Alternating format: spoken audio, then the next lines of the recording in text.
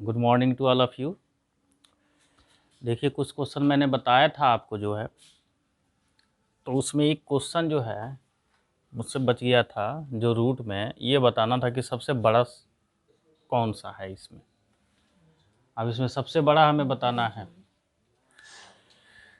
तो देखिए मैं कैसे कर रहा हूँ। पहला क्वेश्चन को ध्यान दीजिए।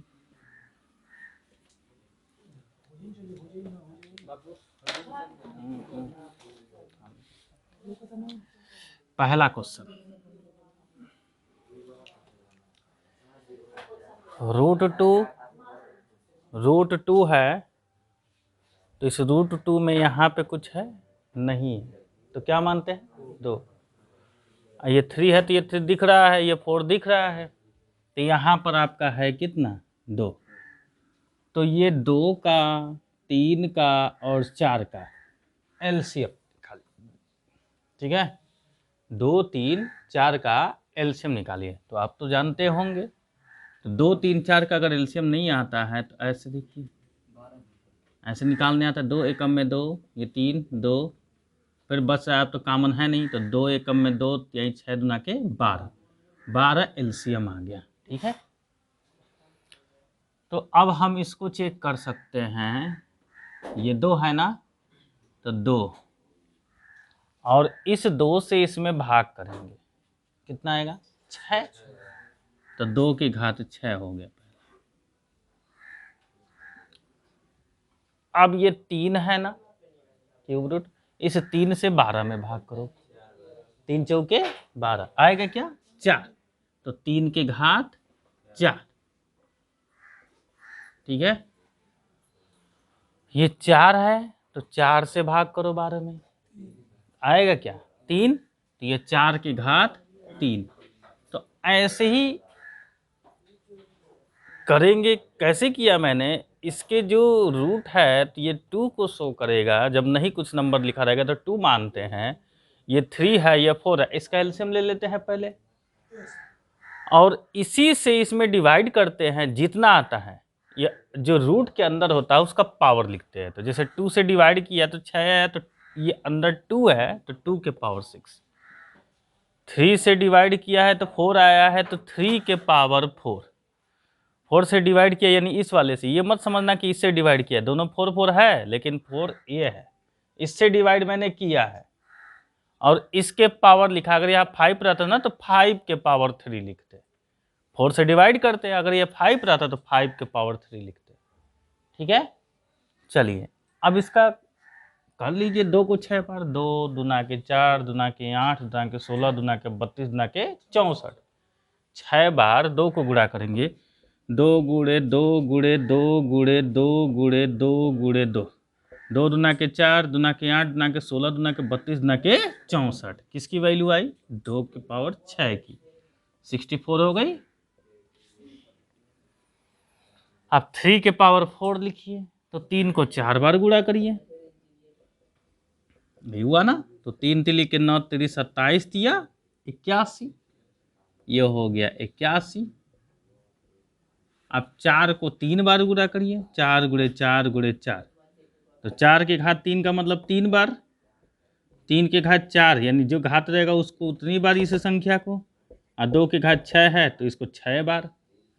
तो इसको किया 81 आया, इसका देखिए 4 चौके 16, 16 चौके 64, ये 64 आ गया। तो पूछा क्या इसमें, सबसे बड़ा कौन सी है, सबसे बड़ी कौन सी है? तो इसमें बड़ी बताइए, 81 दिख रहा है ना आपको, 81 यानी बीच वाला, तो बीच वाला कौन है? 3√3।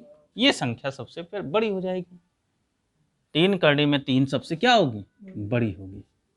क्लियर हो गया, समझ में आया? क्यों प्रमोद, ठीक है ना, सिंपल है, आसान सा क्वेश्चन है। चलिए अच्छी बात है, इसे मिटा दे रहा हूँ बस। चलिए अगला क्वेश्चन देखिए, दूसरा देखिए, ये पावर दिखाया गया, ये ब्रैकेट करके दिखाया गया है। तो इसमें इसको कैसे करेंगे, इसको ये दिमाग में बनाए रखिएगा, क्योंकि सिंपल में क्वेश्चन ऐसे भी पूछ सकता है 2 के पावर 3 टू द पावर 2 की वैल्यू क्या होगी, वो भी पूछ सकता है। इसमें दोनों है, आपका क्लियर हो जाएगा। ठीक है, तो चलिए बहुत आसान है। जब ब्रैकेट ना हो, 2 के पावर है 3 के पावर 2, तो ऊपर से लेते हैं, तो 3 के पावर 2 है ना। जैसे इसको सॉल्व कर रहे हैं हम, 2 के पावर 3 के पावर 2, तो सबसे पहले 3 के पावर 2 निकाल लियो। 3 के पावर 2 का मतलब कि 3 को 2 बार गुणा करो। समझ में आया? ये 3 के पावर 2 लिखेंगे, पहले इसको सॉल्व करेंगे। तो 3 के पावर 2, तो इसको 3 का मतलब पावर 2 है, तो 3 को कितने बार? 2 बार गुणा करोगे, तो 3 गुणे 3 कितना आएगा? 9। यानी इसकी वैल्यू क्या आ गई? 9। ये ना सॉल्व करेंगे तो 9 आएगा ना, 9 आ जाएगा इसकी वैल्यू, है कि नहीं। तो ये 2 के पावर 9। ठीक है, अब 2 के पावर 9 की वैल्यू क्या होगी? 9 बार गुणा करो।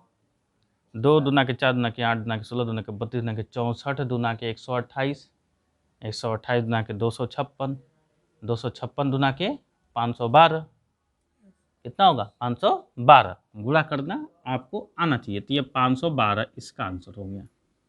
किसकी? 2 के घात 3 के घात 2, यानी इसकी आंसर हो गई 512। ठीक है, अब इसका निकालते हैं। 2 के घात 3 के पूरे घात 3। तो ध्यान से समझिए, जब ब्रैकेट होता है ना, तो जो ऊपर वाला है ना 3 2, इस 3 में क्या हो जाता है? गुणा हो जाता है। इसमें गुणा नहीं होता। ये पावर का पावर है, तो ये 3 के पावर 2 को पहले सॉल्व कर लेंगे।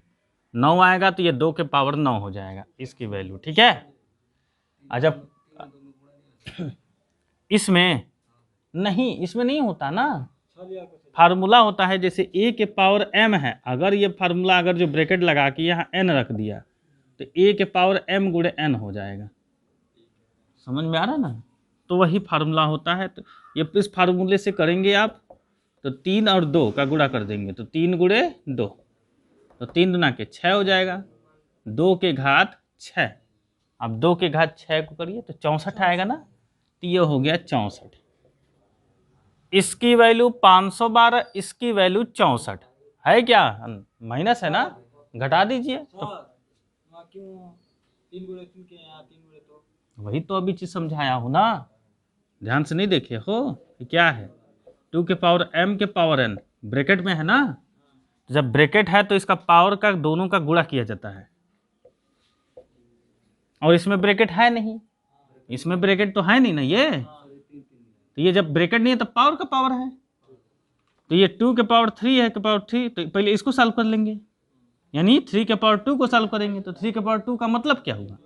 3 गुणे 3 9, है कि नहीं? तो वही 9, हाँ ब्रैकेट नहीं रहेगा ना, तो ऊपर से 2 बार गुणा करके, और जैसे ब्रैकेट रहेगा तो इसका इसमें गुणा कर देंगे।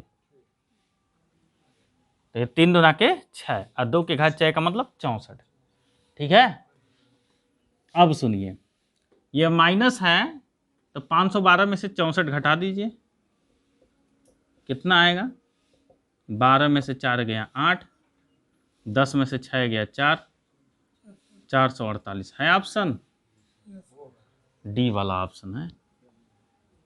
ठीक है, तो क्लियर समझ आया? आसान है। अब क्वेश्चन नंबर 3 पे आइए। 4 to the power x, 5 to the power y, 20 to the power z, इस टाइप के भी क्वेश्चन आते हैं ना। तो ये क्वेश्चन है, तो z किसके बराबर हो सकता है? अब इसको हम सॉल्व करते हैं। देखिए, 4 टू द पावर x है, 5 टू द पावर y है, बराबर 20 टू द पावर z है, यानी 4 के घात x, 5 के घात y और 20 के घात z है। ठीक है, चलिए, यदि हम एक ये मानते, यदि 4 के घात x है बराबर k ले लिया, सबको बराबर मैंने क्या ले लिया? k ले लिया, मान लिया। तो अब ये 4 बराबर क्या हो जाएगा? ध्यान से समझना, जब ये घात को इधर ले जाते हैं तो 1 बटा करके हो जाता है। तो ये x है, तो ये 1 बटा x हो जाएगा, 4 का मान हो गया। ऐसे ही 5 की घात y है बराबर k है, तो ये y को उधर ले जाएंगे तो k के घात 1/y। ठीक है। ऐसे ही 20 के घात z है बराबर k लेंगे, 20 बराबर k के घात 1/z। ठीक है। अब हम आते हैं 20 को लिखते हैं, देखिए ध्यान से। चलो ठीक है 20 है, इसको हम क्या लिख सकते हैं, 4 गुणे 5, 4 गुणे 5 बराबर 20 हम लिख सकते हैं।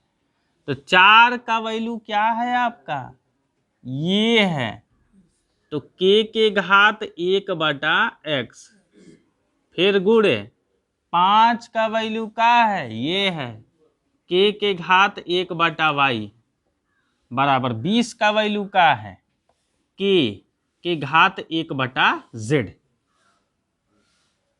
समझ आया?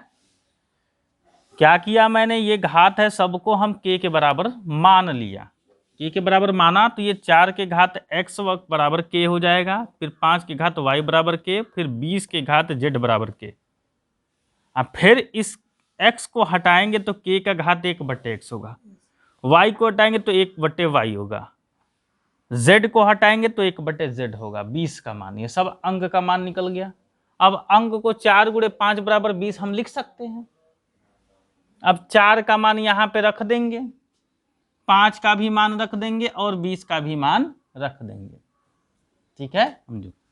अब देखो जब k होता है, घात आधार समान होता है तो पावर क्या हो जाता है, जुड़ जाता है, 1/x धन 1/y, इधर हो जाता है k 1/z। ठीक है। जब गुणा हो, दोनों बराबर हो, तो घातों को क्या कर देते हैं, प्लस कर देते हैं, जोड़ देते हैं। तो 1/x धन 1/y बराबर ये k। और जब ये दोनों k के बराबर होंगे तो इसको काट भी सकते हो, लेकिन काटा नहीं जाता है तुलना करने पर, क्योंकि कंपटीशन में बैठना है तो आप काट दो, काटने का मतलब हटा दो, है ना, काटने का मतलब इसे हटा दो, तो बचा क्या, 1/x प्लस 1/y बराबर 1/z। इतना आया। और एक बेसिक रूल, आप भिन्न का जोड़ घटाना करते हो जब 2 होता है तो क्रॉस मल्टीप्लिकेशन वाला, तो ये y चला जाएगा इधर, y प्लस ये चला जाएगा x इधर, x और नीचे इन दोनों का लास्ट में गुणा 1/z, या पलट दोगे तो z 1/z है तो इसको z/1 करोगे ना, z/1 यानी z/1, और इसको पलटोगे तो xy ऊपर, ये वाला नीचे, तो y प्लस x लिखो चाहे x प्लस y लिखो, ऑप्शन में आपका x प्लस y के अकॉर्डिंग है, जैसे है तो x प्लस y लिख सकते हो। 2 धन 3 लिखो चाहे 3 धन 2 लिखो, और 1 से z में भाग करोगे तो क्या आएगा, zn आएगा, तो z का मान ये हमारा हो गया।